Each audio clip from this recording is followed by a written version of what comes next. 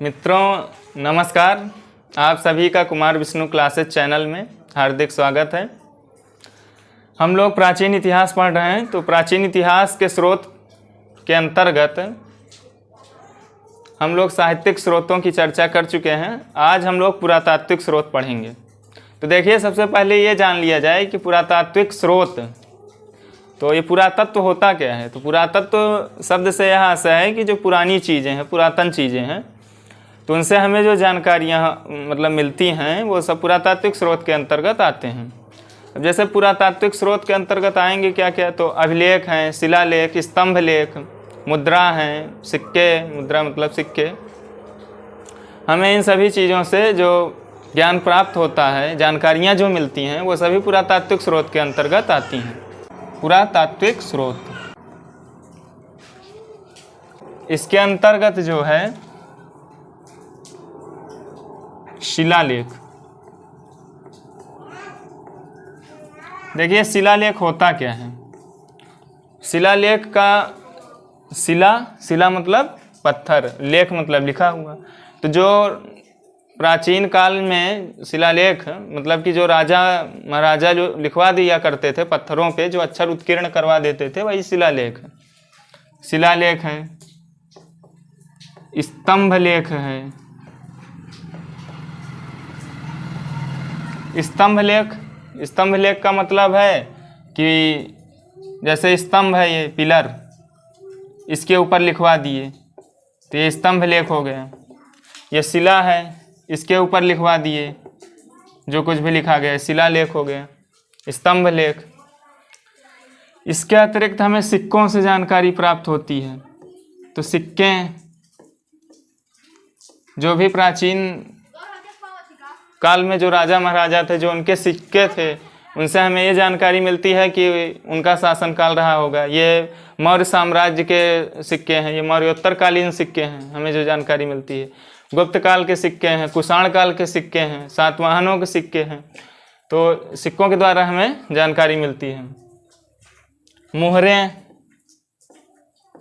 मोहरें क्या होती हैं, जैसे सिंधु घाटी सभ्यता, वहाँ से जो मोहरें प्राप्त हैं, तो उनको तो पढ़ा नहीं जा सका है, लेकिन वहाँ पे जो मोहरें मिली हैं उनसे हमें जानकारियाँ होती हैं। और मोहरों में होता क्या है, जैसे कि व्यापारिक जो नियम होते हैं उनको मतलब लिखा हुआ रहता है।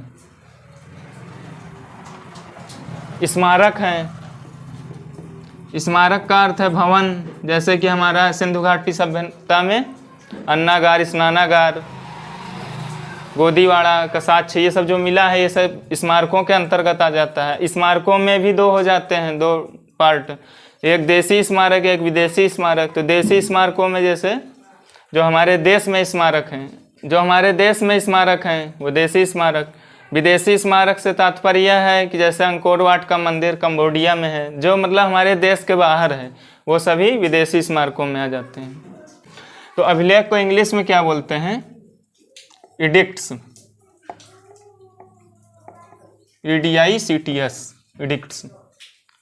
इसके अतिरिक्त इसको एपिग्राफ भी बोलते हैं, एपिग्राफ,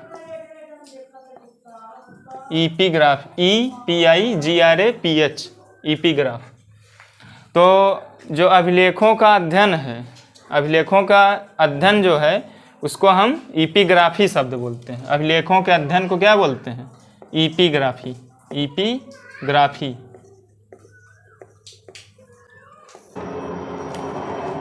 कुछ महत्वपूर्ण अभिलेख एवं स्तंभ लेख, some important edicts and pillar edicts. तो देखिए, हाथी गुम्फा अभिलेख,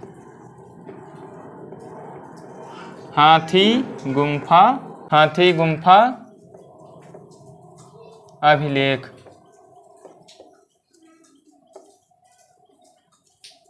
जैसे हमारा हाथी गुम्फा अभिलेख है, तो ये जो हाथी गुम्फा अभिलेख है ये किनका है, तो ये है कलिंगराज खारवेल का।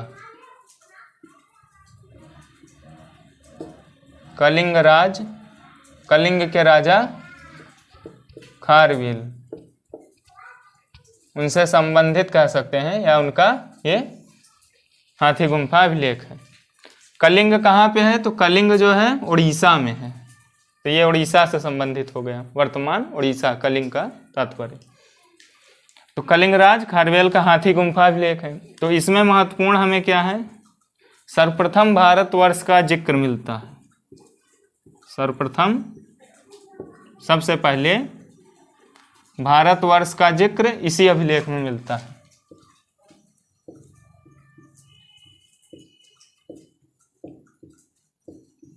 जिक्र, भारतवर्ष का जिक्र मतलब भारतवर्ष का वर्णन मिलता है, नाम आता है कि भारतवर्ष हमारे भारत देश का नाम। जूनागढ़ अभिलेख,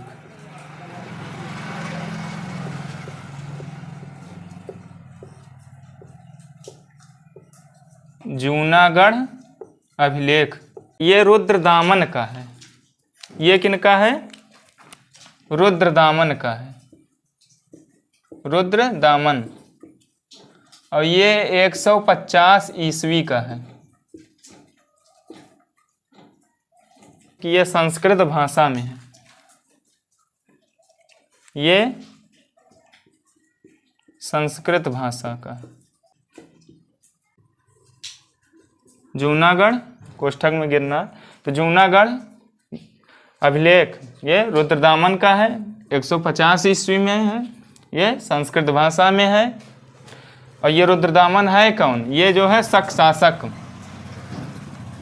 शक शासक थे, तो शक शासक रुद्रदामन का है जूनागढ़ अभिलेख। नासिक अभिलेख,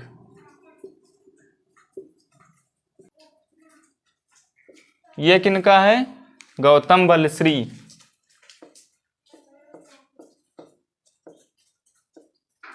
प्रयाग प्रशस्ति, प्रयाग प्रशस्ति। स्तंभ लेख,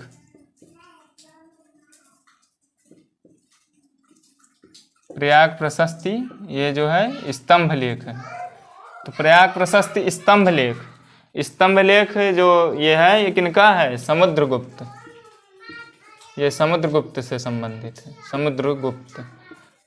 इसमें समुद्रगुप्त की विजयों का उल्लेख है। समुद्रगुप्त जो कि गुप्त वंश के महान शासक थे। इसके जो लेखक हैं, जिसने इसको लिखा है, वो हैं हरिसेन।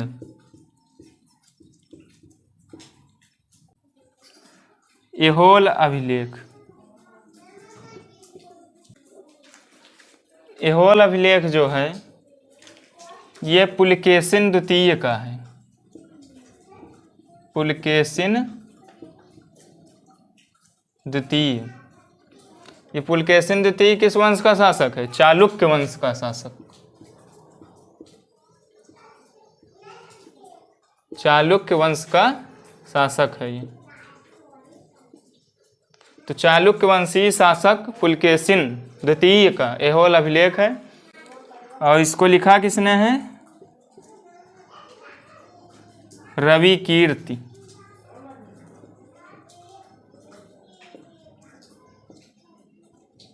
रवि कीर्ति नामक कवि ने 634 ईस्वी में, 634 ईस्वी का है। देखिए ऐहोल अभिलेख जो है ये 634 ईस्वी का है।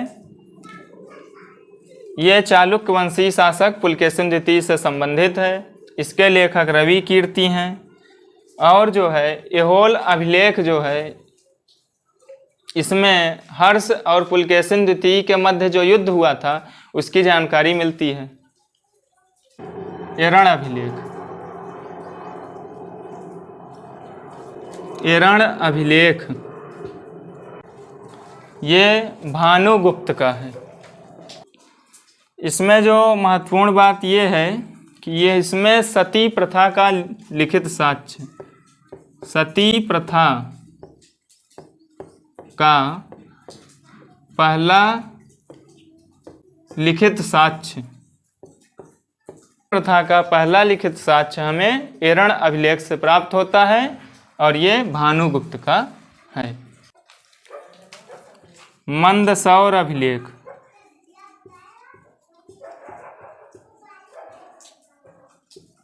मंदसौर अभिलेख, यह अभिलेख मालवा नरेश यशोवर्मन, मालवा नरेश यशोवर्मन। मंदसौर अभिलेख में जो हमें जानकारी मिलती है वो रेशम बुनकरों की श्रेणी की जानकारी मिलती है। रेशम बुनकरों की श्रेणी। भीतरी एवं जूनागढ़ अभिलेख, तो ये भीतरी एवं जूनागढ़ अभिलेख जो है, इससे हमें जो जानकारी मिलती है वो मिलती है भारत पर होने वाले हूण आक्रमण की।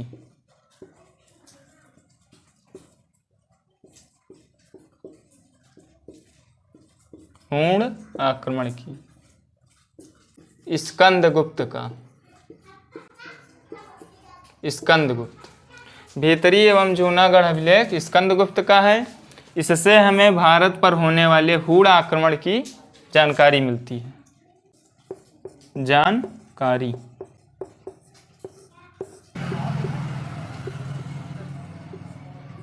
ग्वालियर अभिलेख,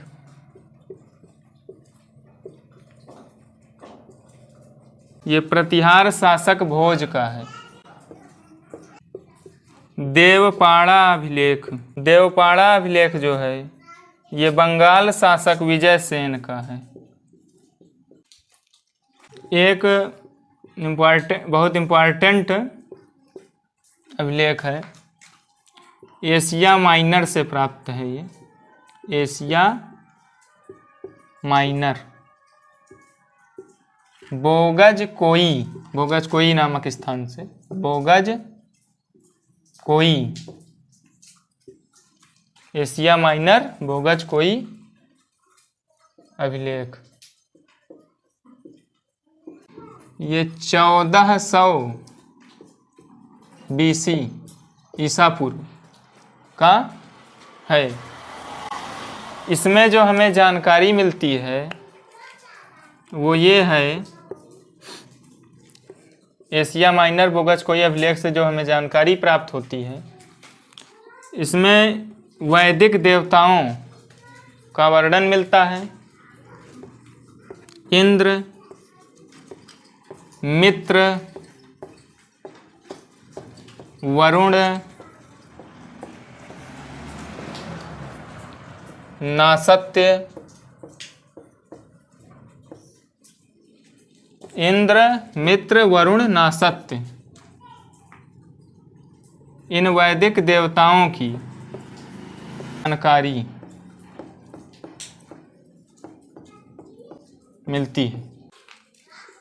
वेशनगर, वेशनगर मतलब विदिशा।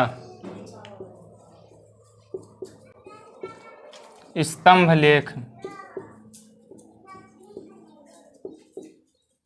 वेशनगर स्तंभ लेख, होलियोडोरस,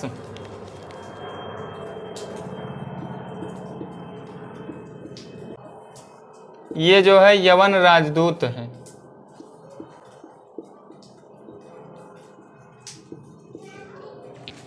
इससे जो हमें जानकारी मिलती है वो मध्य भारत में भागवत धर्म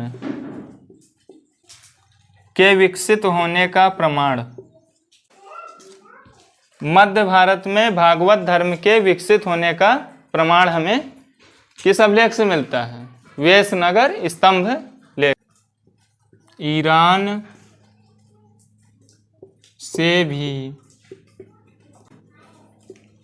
प्राचीन अभिलेख नक्श-ए-रुस्तम ये मिला है।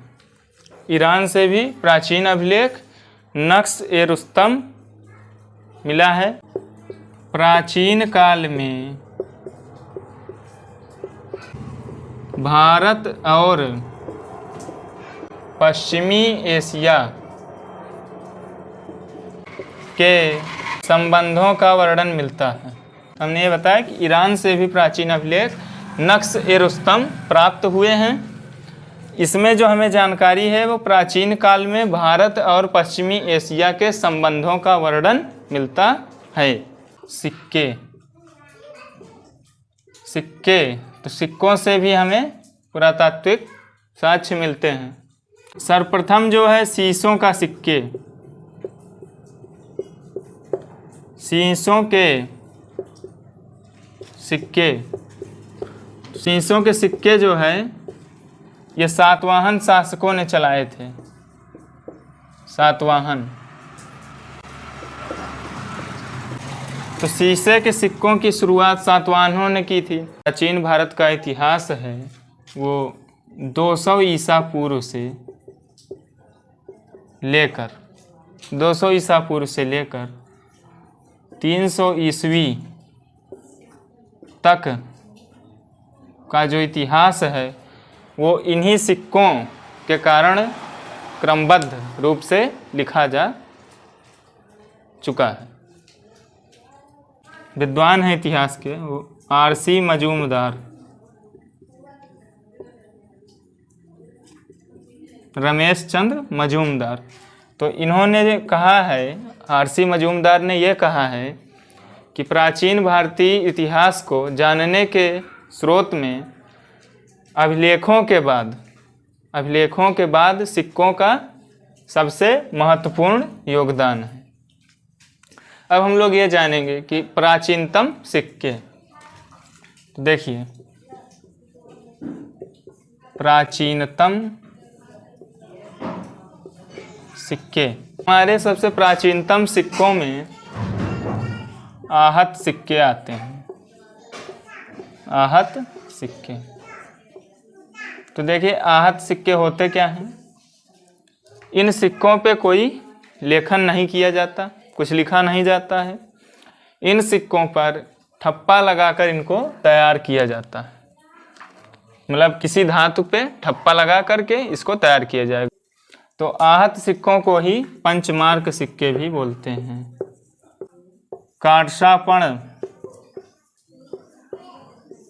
कारसापण शब्द का भी प्रयोग मिलता है। बौद्ध साहित्य में कारसापण शब्द मिलता है। अर्थशास्त्र में पण शब्द का भी प्रयोग किया गया है। कोयम्बटूर, सर्वप्रथम कोयम्बटूर के स्तूप से 3 आहत सिक्के मिले। 1800 ईस्वी में इनका प्रकाशन काल्डवेल महोदय ने किया।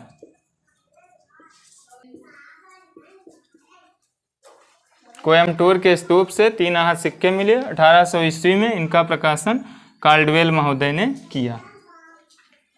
आहत सिक्के हमें भारत में पूरे कई स्थानों से मिलते हैं और आहत सिक्कों में राजा की भाव रुचि कह सकते हैं, राजा की रुचि का भी प्रमाण मिलता है। जैसे समुद्रगुप्त का जो सिक्का है, समुद्रगुप्त की मूर्ति वीणा बजाते हुए प्रतिमा, जिससे हमें ये जानकारी मिलती है कि समुद्रगुप्त संगीत प्रेमी था। इसकी पुष्टि जो है प्रयाग प्रशस्ति स्तंभ लेख से होती है। देखिए जो आहत सिक्के हैं ये हमारे लगभग संपूर्ण भारत से मिले हैं। जैसे उत्तर प्रदेश में कौशाम्बी, काशी और मध्य प्रदेश में विदिशा से प्राप्त हुए हैं, उज्जैन से प्राप्त हुए हैं, लगभग सभी जगहों से प्राप्त। उड़ीसा में जो है कलिंग से प्राप्त हुआ है, अफ़गानिस्तान से मिला है, पहले तो भारत में ही था, तो रावलपिंडी है, पेशावर है, इन सब जगह जो टीले हैं वहाँ से भी प्राप्त हुए हैं आहत सिक्के हमें। मित्रों अभी हम लोग अभिलेख के बारे में जानकारी प्राप्त किए हैं। तो ये अभिलेख जो है इसी में बटा हुआ है। ये अभिलेख के अंतर्गत शिलालेख, स्तंभ लेख,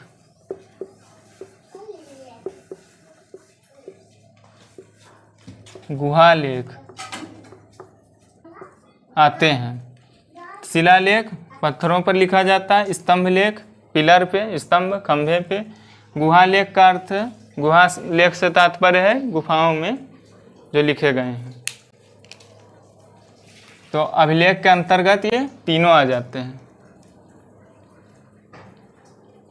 इसको हमने इसलिए बताया कि कभी कभी कन्फ्यूजन ये हो जाता है कि अभिलेख क्या है, शिलालेख है, स्तंभ लेख है, मतलब कन्फ्यूजन बन जाता है।